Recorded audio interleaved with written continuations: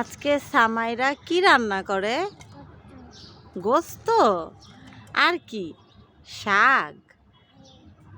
ও দেখি দেখি তোমাকে একটু চেহারাটা দেখি। ওরে বাবার, এটা কি পাখি? তুমি পাখি হয়ে গেছো। দেখি না, আম্মুর দিকে তাকাও।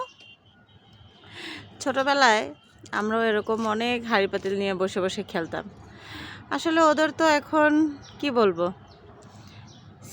সিলভারের হাঁড়ি পাতিল বা স্টিলের, প্লাস্টিকের। আমরা তো, আমাদের দিনগুলোও ছিল অনেক মজার।